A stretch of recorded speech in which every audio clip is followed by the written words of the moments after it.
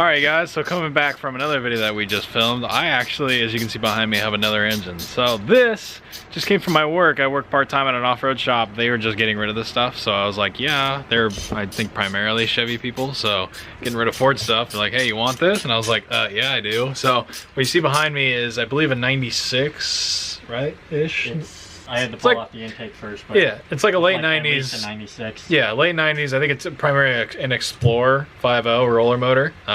So there shouldn't be anything wrong with it. It moves over, cranks over. Everything seems to work fine. But I got the motor, so it's got a bunch of junk on it. So we're pretty much going to strip all the stuff off. And I thought it'd be a cool video just kind of going through everything. This motor's probably not going in my truck. So everyone's getting an assumption that this is for my truck. It's not. I'm not going to put a 50-ounce motor in my truck. But yeah, I don't really know what I'm going to do with this motor yet. I just figured that's free. Let's do some work with it, see what we can end up doing with it. But yeah. We're gonna tear this whole thing apart. So as you can see, it's kind of all complete. It's got, you know, AC stuff, power steering stuff, everything's still on it. It was in a early 70s Bronco, and then they ripped it out and they put a 351 Windsor in it. So this motor has just been sitting doing nothing. But yeah, this is being a Explorer engine, does have GT40Ps. You can see the 4 bars right there. So it's got GT40Ps, and the funny thing is the last engine I went through had GT40Ps. I got them rebuilt. I have a brand new set of GT40Ps sitting in a shed. So I don't really know what I'm gonna do with any of this engine yet. I haven't decided. Just figured we might as well take all this junk off and get a nice bare bones bottom end and just have a nice, it's never hurts to have a spare engine when you drive your truck like I do, if you guys know what I mean.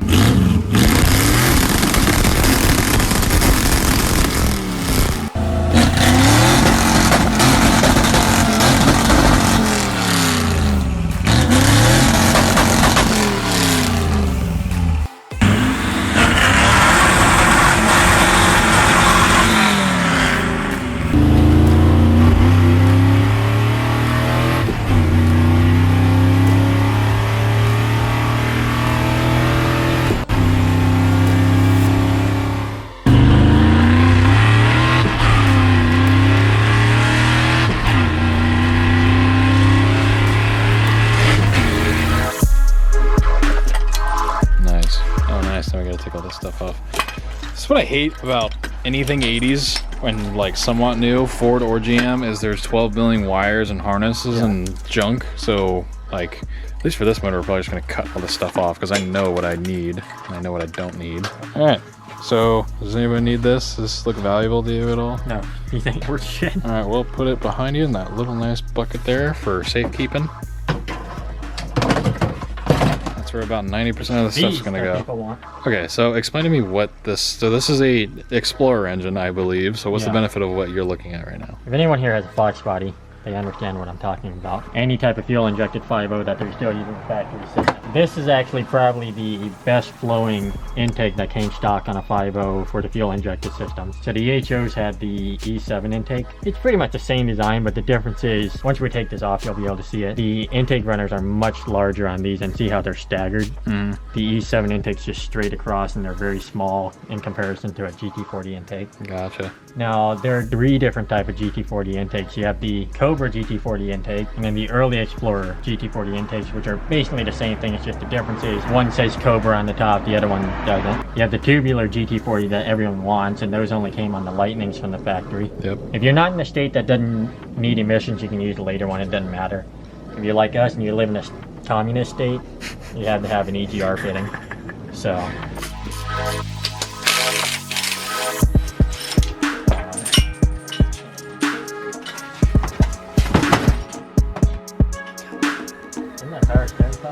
Yeah, it's everything. It's one.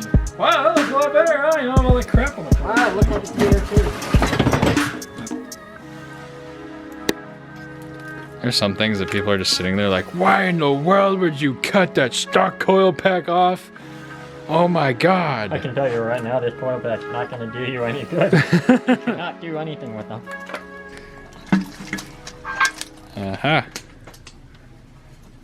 Look at all that Hearst part. Oh, what?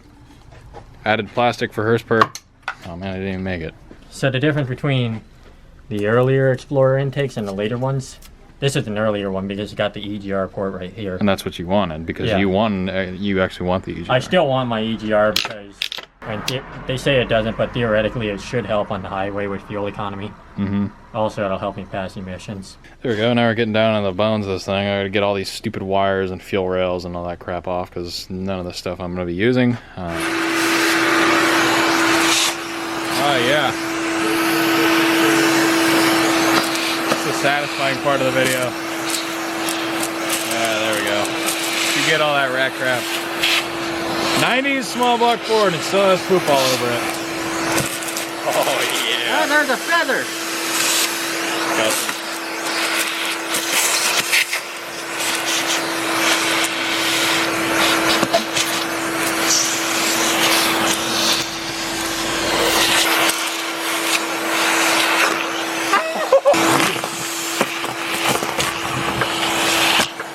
Oh, there goes another one.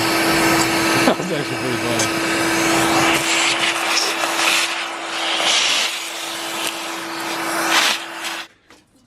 Oh, nice. Oh, wow. I didn't want any of the dirt going in the intake. There's your spider tray. Yeah. There's my... Wow, dude, look at that. That's actually... See, that's what people don't realize. Look at how tall the runners are. Yeah. This is the other thing about these GT40s.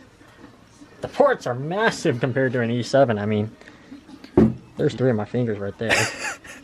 It's like, thanks for that comparison, buddy.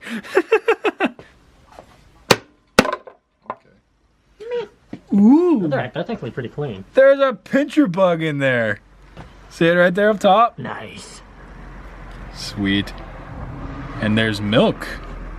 Milk? There's milk. Yeah, look right there. And right here. And right here. That ain't whole milk. Oh, I see why you got cider cured milk. It's Nate. That's just all.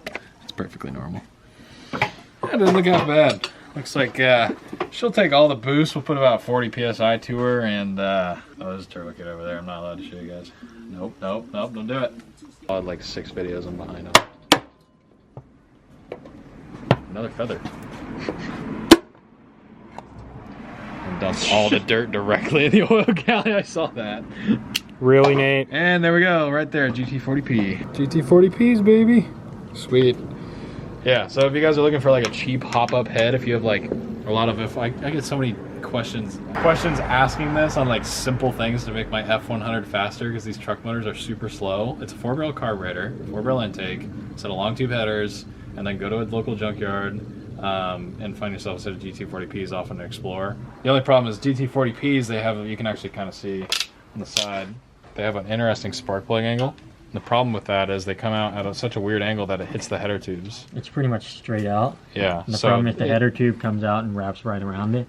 And it's not so much that you can't get the spark plug in the header, it's the wire and also trying to get a socket to it. Yep, so it's hard to fit headers and spark plugs with these. So you primarily, it'd be hard you basically have to get a set of Mustang long tubes or something like that and try to fit them. F100 long tubes won't fit these heads. It's the only problem is headers. So if you can get like a Mustang set of shorties, like BVK shorties, they'll fit these heads, but you just gotta make sure it's for, like, I guess, you can buy Explorer headers and modify them, or just something that's for a factory option that had GT40Ps, like an Explorer, I guess one of the Gen Mustangs. I believe BBK makes them for GT40P. I got a set over there, actually.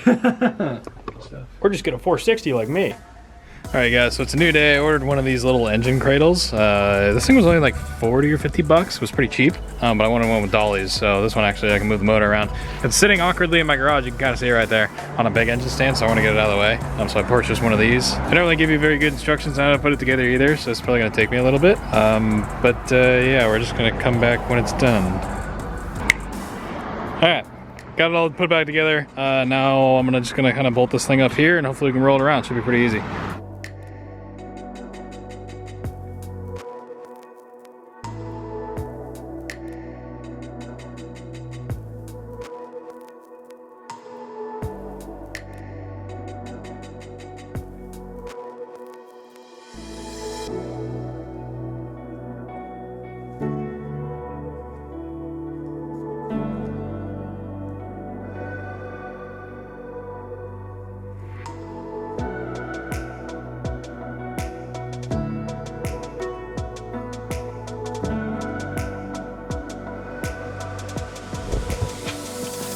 Alright guys, so as you can see I got the transmissions behind me. So these things, they're kind of just here. You're probably wondering how I ended up with this stuff. So basically, I work at an off-road fab shop. They build like trophy trucks and pre-runners and buggies and stuff. And these were just kind of lying around. This was out of a parts truck that they tore down, and they just didn't need this stuff. They're basically GM guys. They're pretty primarily GM guys, so there's just a lot of Ford stuff, so they don't really need it. I'm a Ford guy, they know that, so they're like, hey, you want this stuff? It's like, sure, why not? Because they're gonna scrap a lot of it. And I was like, no, don't scrap this stuff. So this is a T10 4-speed, as it says right on this one side. It says it right there, T10H. So this is a T10 4-speed. Everything seems to work. It just, like, you can see the input shaft spins and everything. It does have some shaft play, so I would definitely rebuild it. Tail seal is pretty blown out. Shifter rods are there, they do work. The Mustang shifter is right here, it also works. Everything is pretty much complete to put this in a car. I could actually put this thing in my truck right now, but that'd be kind of dumb.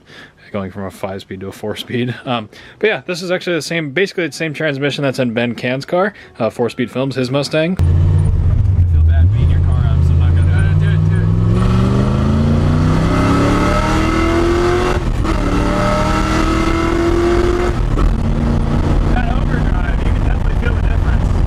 So that's basically this transmission. I don't know what the gear ratio in this one, but I'm pretty sure it's the same transmission. And then this one here is a C6, but what's special about this C6 is this is a small block C6. This is not a big block C6. I don't know if you guys can tell just by the size of the bell housing, but it's not that large. We actually have a big block C6 down at Sean's house. This is a small block one, and it's just physically smaller. So I'll actually put the picture up.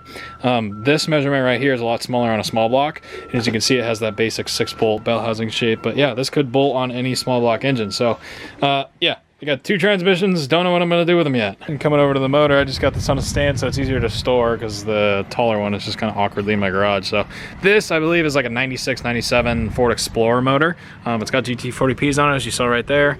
It's a basic, pretty much stock, decent condition. I don't really know what the bottom end looks like. I'll check it eventually.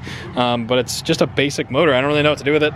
But it's not a terrible idea to have a spare small block if you know me with this truck. So yeah, they were scrapping this too, and I was like, well, does it work? And it's like, it should run. And I was like, well, I'll take it. Geez, why not? There's nothing wrong with me having a spare small block the way I drive my truck. So the only difference is this is a 50-ounce roller motor. That mine is a 28-ounce flat tappet motor. So I don't know. Not really sure what to do with this stuff, but I thought it was interesting.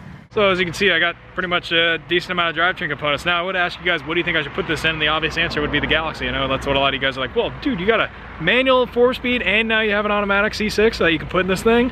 Hell yeah, let's put it in the Galaxy, right? That makes sense. And that's what we were gonna do, because originally, you guys all know I was gonna put a small block in that car, but not anymore. So if you guys stay tuned, I'll either make it the video after this or the next 2 videos. I'm not sure yet, but stay tuned. If you aren't subscribed, please subscribe to my channel and ring the little bell so you get a notification when this video drops, because the video I'm about to drop, I'm getting a new project. And it's a very big project. I'm really excited about it, and it has to do with my Galaxy. So, and once you guys see this project, you guys are not gonna want to put this small block in this car anymore. So just kind of stay tuned and let that idea simmer in your head for a little bit. Comment down below what you guys think I'm gonna get. But yeah, this is not gonna go in the Galaxy. I pretty much guarantee that. So stay tuned for that big time. But yeah, the funny thing is actually directly behind this camera, I can't really show you guys, it's actually right there. I definitely already have the project. It's here. It's actually directly, like I'm staring at it right now. It's like, it's right there. You just can't really see it yet. But yeah, that project, you guys gotta stay tuned for that. But anyways, like the video if you did enjoy. Let me know what you think down in the comments below. What should I do with that drivetrain stuff? I really don't know what to do with it. I mean, spare motor for my truck?